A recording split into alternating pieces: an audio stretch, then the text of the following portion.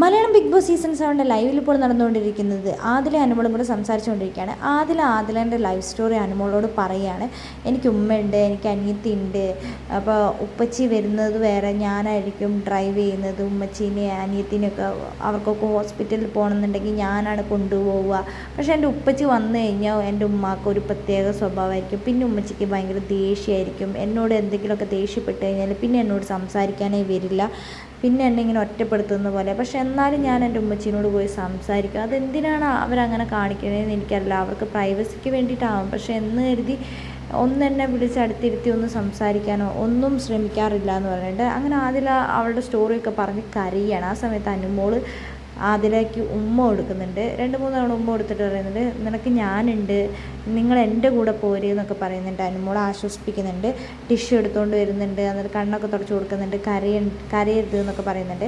നൂറയാണെങ്കിൽ അവിടെ കിടന്ന് ഉറങ്ങുന്നുണ്ട്.